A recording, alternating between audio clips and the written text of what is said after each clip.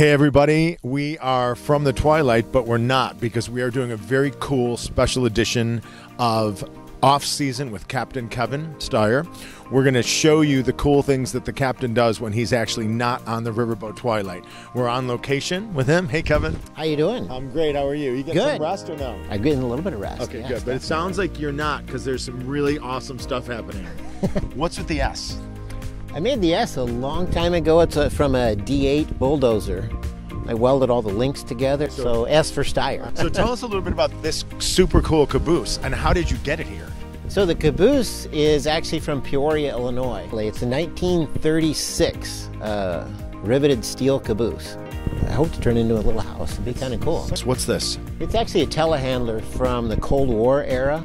The military used them to load and unload things, and they also put missiles into rail cars with these. And is here the world's smallest cabin, or is this the latrine?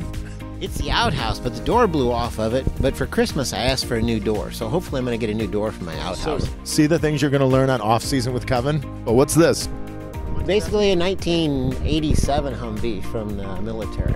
So as we continue our journey around the property, we're staggering upon more cool things, and one of them that I'm really curious about is this. Tell us a little bit about this. It's an LMTV, so basically it's a go-anywhere vehicle. It's from the early 90s, and it's my retirement vehicle. I'm going to build a camper on the back of it and go out west and travel some really off-road, awesome places. What is this? It's a 1952 M37 Dodge Power Wagon, and it came out of the UP. And here we have a beautiful beast. Tell us about this. That's a SkyTrack unit, and when I have people come and visit on the weekends, we take this unit and we actually have an MG, an old junk MG, and I spray paint an X in the gravel.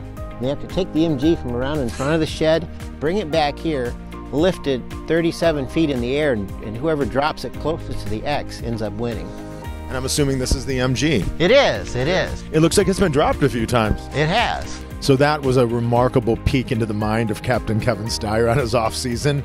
I'm blown away at how cool all the stuff is. Stay tuned, because our next episode, we're going to go inside the mind of Kevin and check out what happens inside.